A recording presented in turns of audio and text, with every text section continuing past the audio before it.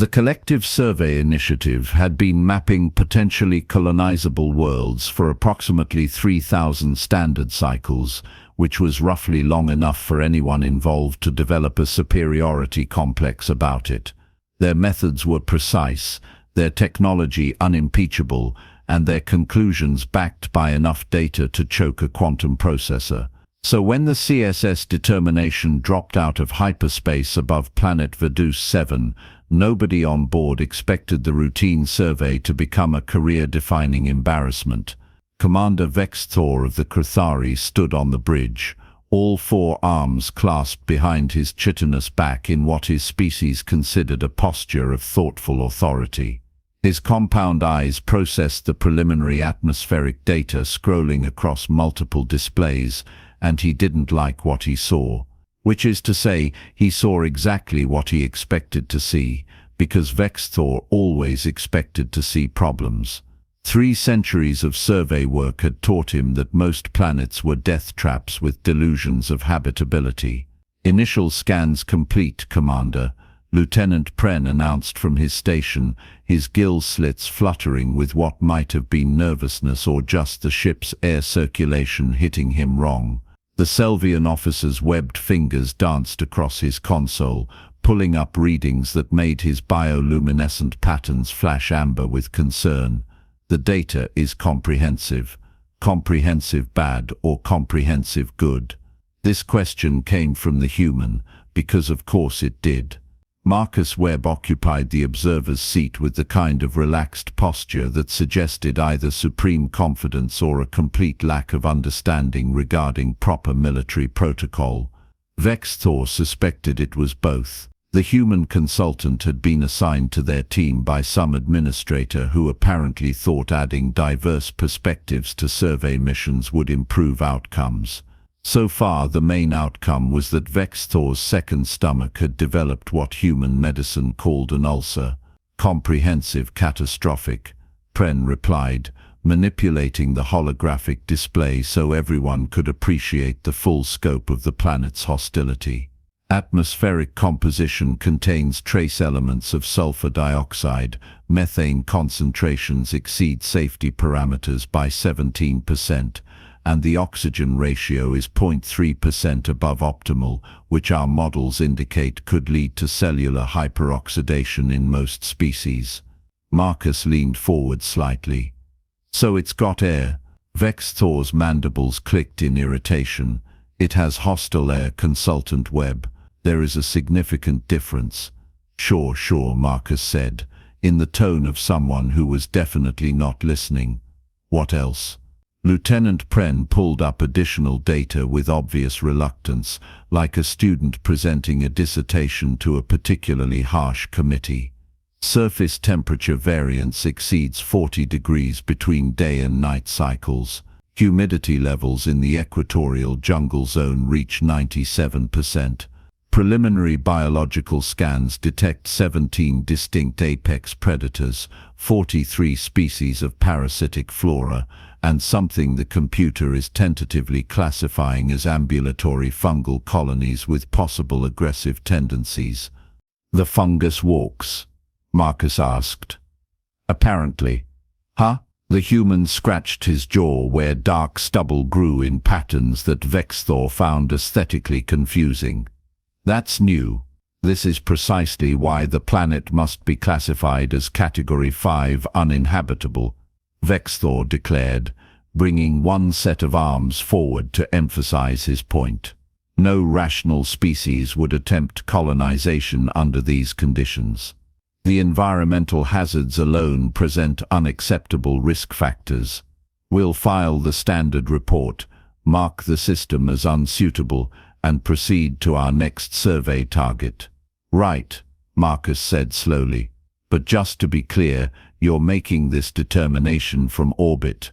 Our sensors are the most advanced in the collective fleet, Consultant Webb.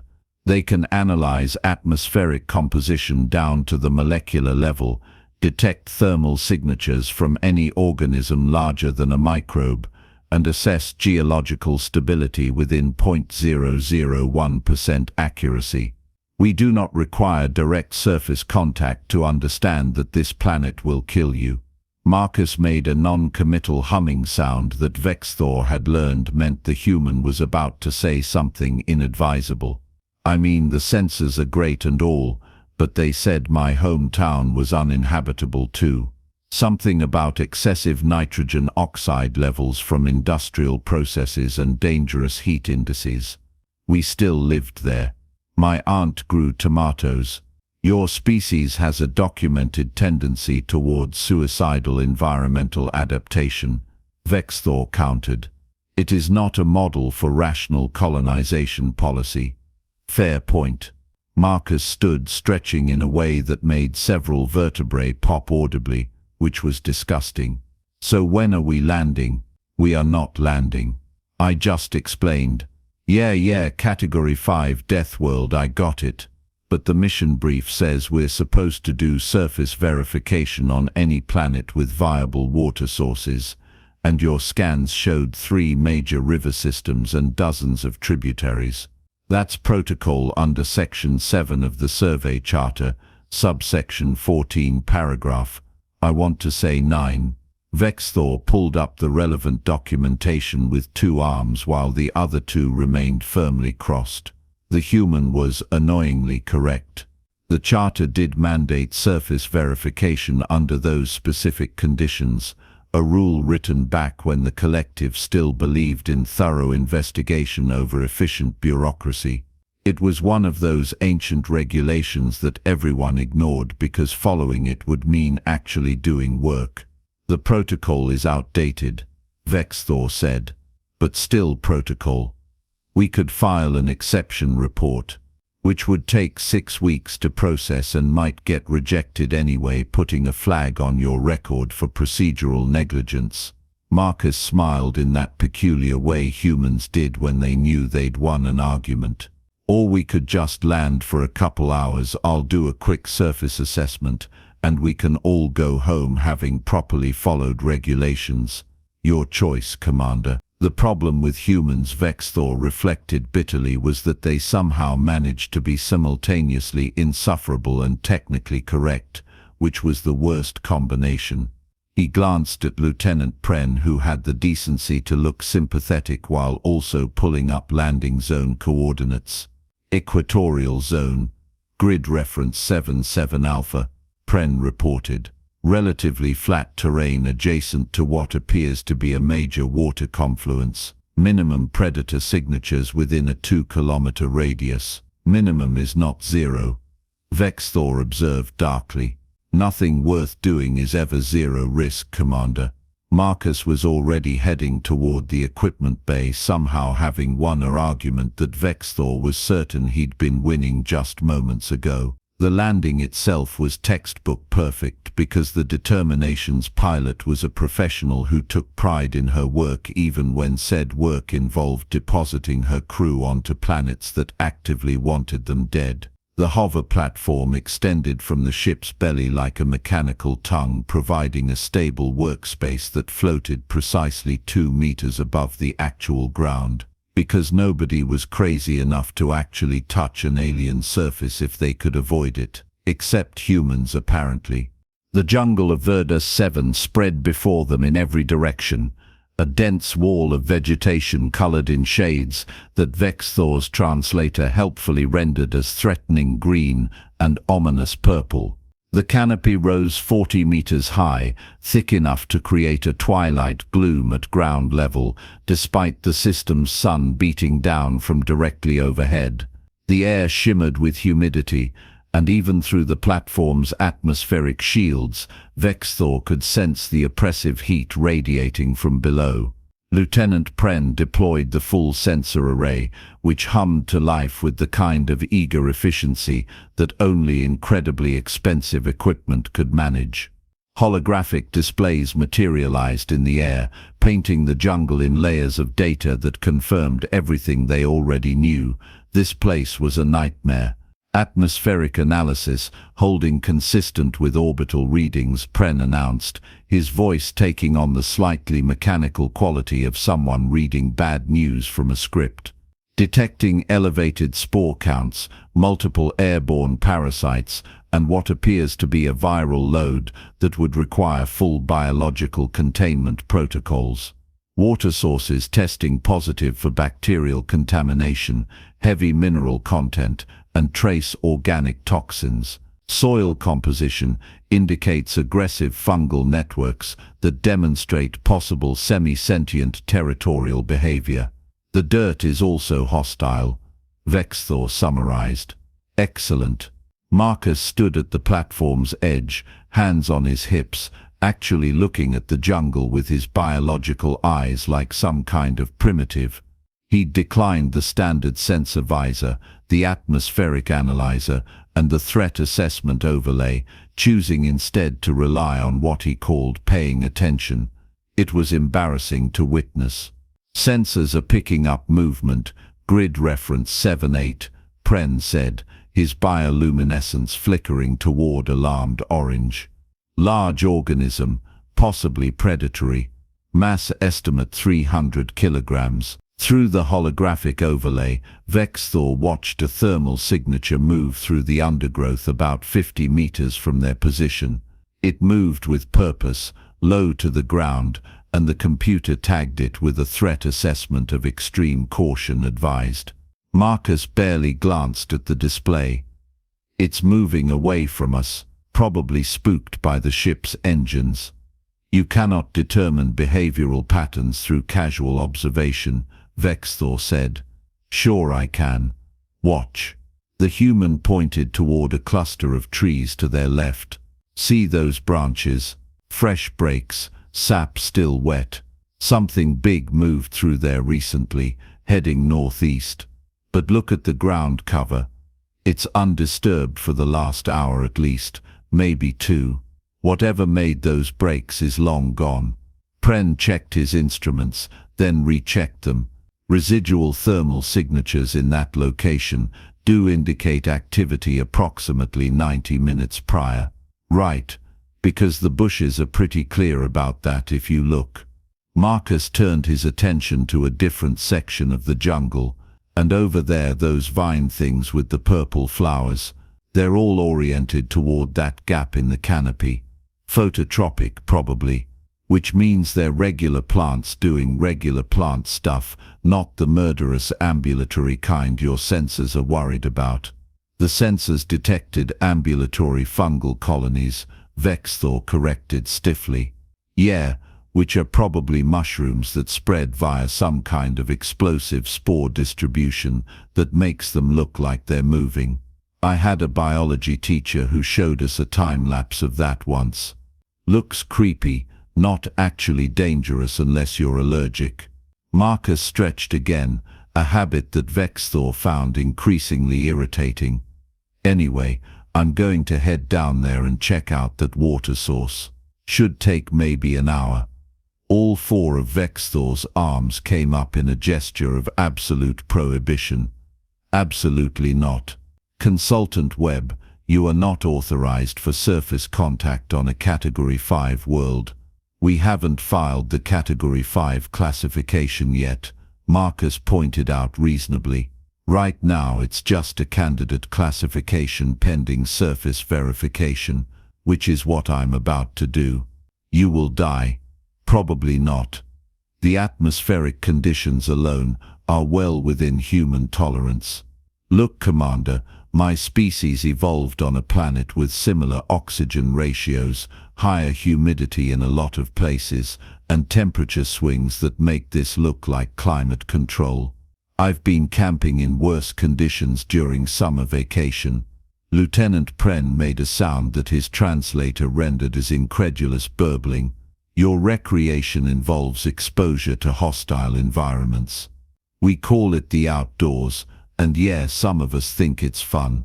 Marcus pulled a backpack from the equipment locker, the kind of low-tech affair made from synthetic fabric and closed with actual zippers. I'll take a comm unit. I'll check in every 15 minutes, and if I'm not back in 3 hours, you can file whatever reports you want about how right you were. Deal? Vexthor wanted to refuse. Every regulation, Every safety protocol, every ounce of common sense screamed at him to forbid this idiocy. But he could already see the after-action report in his mind, refused to allow surface verification as mandated by charter. Human consultant submitted formal complaint. Investigation found procedural negligence. It would be a stain on his record that would follow him through his next 2 molts. "Fine," he said, managing to pour 3 centuries of disapproval into a single word. "But maintain constant communication, and at the first sign of danger, you activate your emergency beacon and we extract you immediately." "Sure thing, boss." Marcus checked something on his primitive wrist chronometer, shouldered his pack, and dropped off the platform's edge. He fell 2 meters and landed in a crouch that would have shattered Pren's aquatic bones and severely damaged Vexthor's exoskeleton. Then he straightened, gave them a cheerful wave, and walked into the jungle like he was heading to a market. "He's going to die," Pren said quietly. "Undoubtedly," Vexthor agreed. They watched the human's thermal signature on their displays, tracking his progress through the dense vegetation. Marcus moved steadily, not particularly fast, occasionally pausing to examine something the sensors couldn't quite identify. The predicted 17 minutes until catastrophic biological contamination passed, then the predicted 23 minutes until major predator encounter, then the predicted 31 minutes until environmental heat stress caused cognitive impairment. Marcus's voice crackled over the comm. "Hey Commander, found your water source. It's nice, real nice. Report your status," Vexthor demanded, checking readouts that insisted the human should be experiencing multiple system failures by now.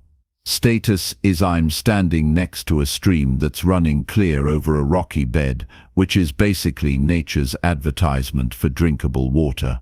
Got some native wildlife here. Looks like a herd of those 6-legged deer things your sensors tagged as potential threats. They're ignoring me, which suggests they're herbivores without territorial aggression. Oh, and I can see what made those big tracks. Definitely some kind of predator, but it's using an established game trail, which means it has regular hunting patterns, and this probably isn't prime hunting time." Pren frantically checked his sensor data. "I'm not detecting any 6-legged organisms in your vicinity.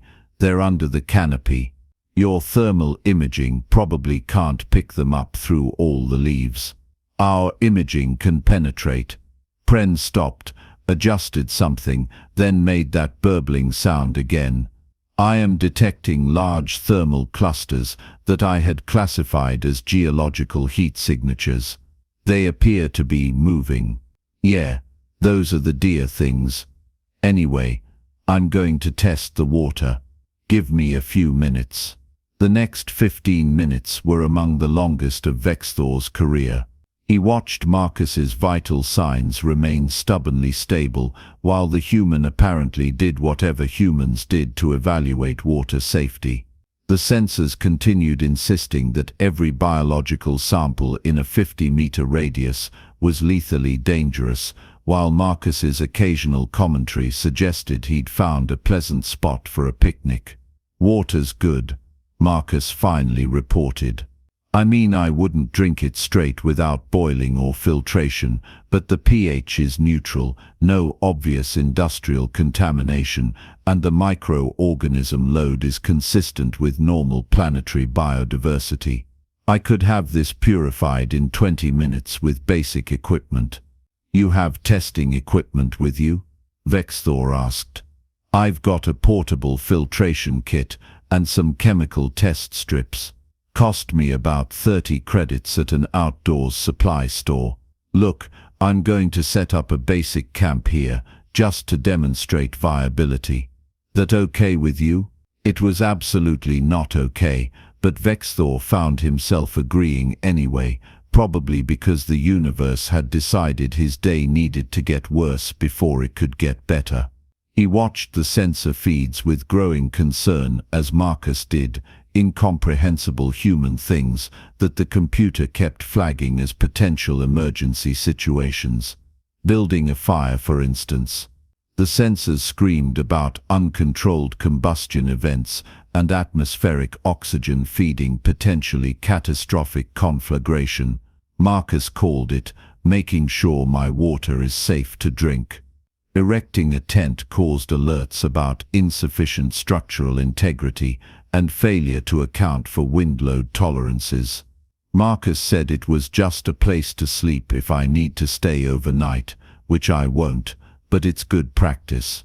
When Marcus started identifying edible plants, Pren's console lit up like a medical emergency display. Consultant Webb, our database flags that organism as containing cardiac glycosides that would be lethal if ingested. Yeah, in the roots and stem. The leaves are fine after cooking. We've got a similar plant on Earth called cassava. You just have to know what parts to eat and how to prepare them. That's insane, Pren whispered. That's botany, Marcus corrected cheerfully. 3 hours later, when Marcus finally agreed to return to the platform, Vexthor's world had developed cracks in its foundation. The human emerged from the jungle without injury, biological contamination, or psychological trauma. He hadn't been eaten, poisoned, infected, or metabolically compromised. He looked, if anything, slightly more relaxed than when he'd left. So here's the thing, Marcus said, climbing back onto the platform with annoying ease. You guys should probably come see what I set up. I know your sensors say it's impossible, but I think there might be a calibration issue somewhere. Our sensors are calibrated to within. Yeah, molecular precision. I heard you. But they also said I'd be dead by now, and I'm feeling pretty alive. Marcus gestured toward the jungle. Come on, it's not far, and the walk will do you good. The walk did not do them good. Lieutenant Pren nearly had a respiratory failure within the first 100 meters. Not from any actual environmental hazard, but from sheer psychological terror at being on the ground with only a portable atmospheric shield between him and certain death. Vexthor wasn't much better, hyper-aware of every sound, every movement, every data point screaming warnings into his sensory array. Marcus walked ahead of them like a tour guide, occasionally pointing out features of interest. That's the game trail I mentioned. See how the vegetation is compressed but not broken? Means regular traffic, probably daily. And those claw marks on that tree. Too high for a ground predator, probably an arboreal species marking territory. We're not in its territory, so we're fine. How can you possibly know? Because we haven't been attacked yet, Commander. Territorial species attack intruders. It's kind of the whole point of being territorial. They reached Marcus's camp, and Vexthor stopped so abruptly that Pren walked into his back. There was a tent. An actual functional tent made from synthetic fabric, staked into ground that the sensors had declared too unstable for structural foundations. A fire burned in a carefully constructed pit, surrounded by rocks producing smoke that rose straight up through a gap in the canopy. Next to the fire sat a water filtration system, primitive by collective standards, but undeniably operational, processing stream water into a container. This is impossible, Vexthor said flatly. And yet, Marcus gestured at the camp like a proud parent. Shelter, clean water, fire for cooking and warmth if needed. I could live here for weeks with the supplies I brought. Months if I supplemented with local resources. Our instruments are really good at detecting problems, Marcus interrupted gently, but maybe not so good at detecting solutions. Your sensors can tell you that the water has bacteria in it, but they don't tell you that boiling it for 10 minutes kills the bacteria. They can measure atmospheric composition, but they can't tell you that my species has been breathing worse air since we invented coal furnaces. They detect toxic plants, but they don't know which parts are toxic and which parts are dinner. Pren was staring at his console like it had personally betrayed him. But the data is accurate. Your interpretation of what it means for habitability is wrong. Marcus poured himself some of the filtered water and drank it, which made both aliens flinch. This planet isn't paradise, but it's not a death world either. It's just a planet, with challenges that can be managed if you know what you're doing. Vexthor felt something fundamental shifting in his understanding of the universe, and he didn't like it one bit. We have been conducting surveys for 3,000 standard cycles, and you've probably done a great job mapping worlds that are obviously habitable or obviously deadly. But this one, Marcus swept his hand toward the jungle. This one requires someone to actually look at it. Not just with sensors, but with experience, context, knowledge about how living things actually survive in complex environments. We are living things, Pren protested weakly. Sure, but when's the last time either of you had to find food or water on your own? Build shelter with your hands? Navigate by reading environmental signs? Marcus shook his head. No offense, but your technology is so good that you've forgotten how to do basic survival assessment.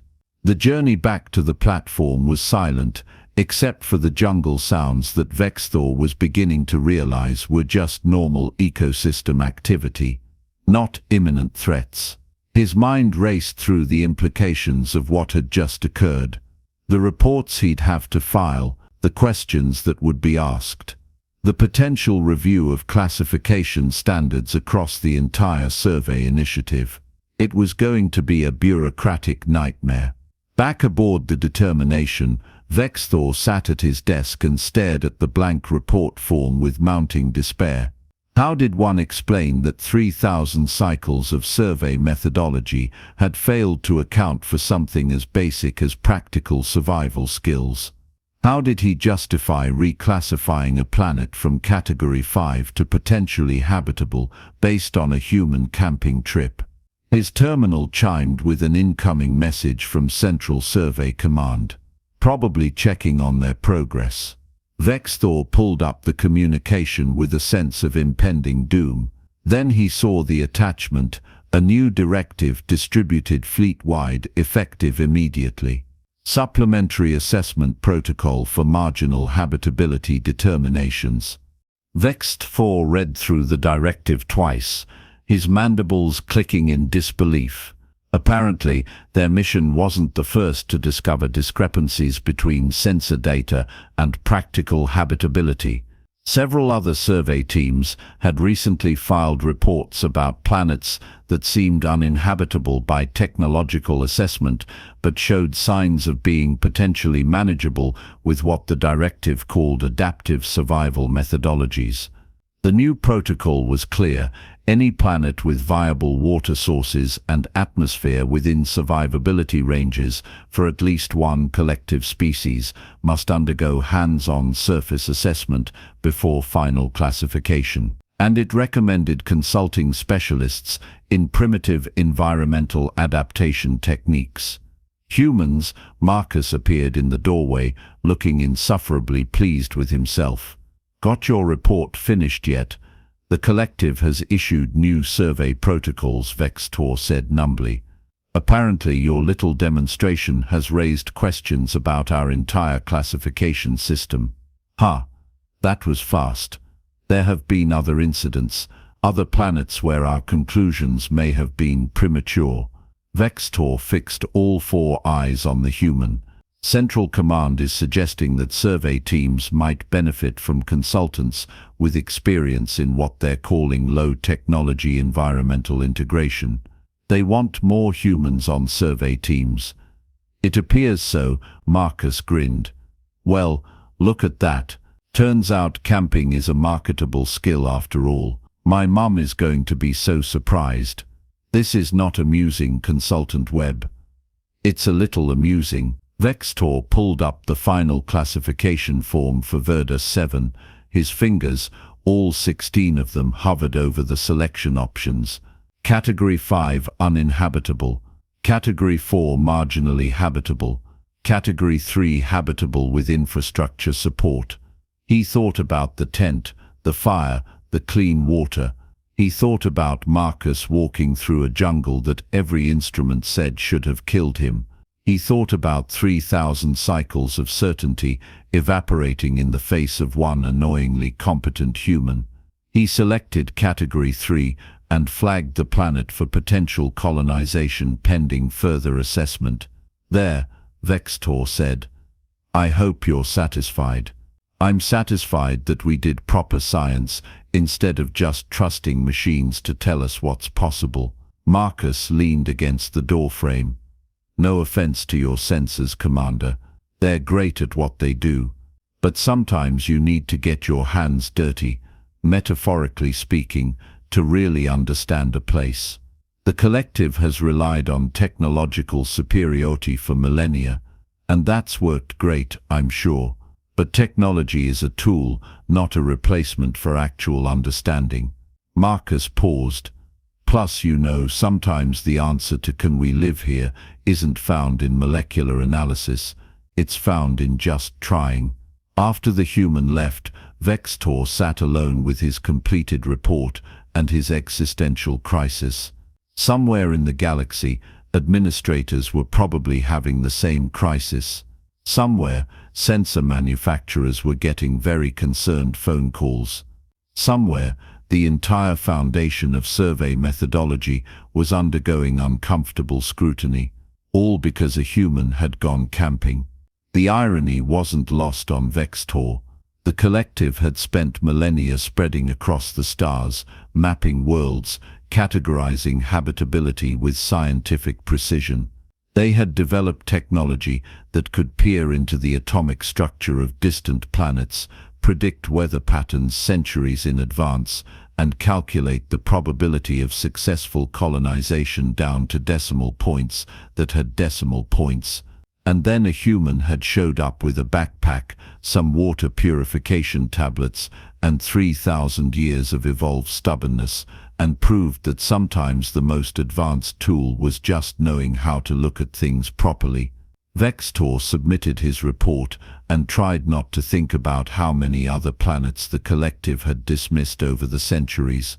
How many worlds had been labeled uninhabitable because the sensors said so, never mind that someone with practical experience might have built a thriving settlement there. His terminal chimed again. Another message from Central Command. Commander Vector, your report on Verdus 7 has been reviewed. Given the significant implications of your findings, you are being reassigned to head a new initiative, the Practical Habitability Assessment Program.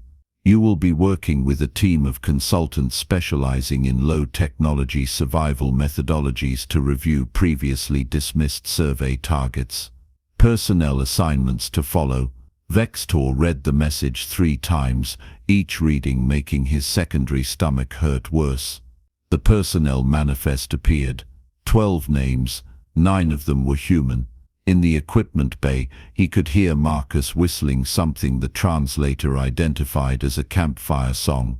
The collective survey initiative had been mapping worlds for 3,000 cycles, and they'd been very good at it. But apparently, they were about to learn how to go camping. Vector decided he needed to update his resume.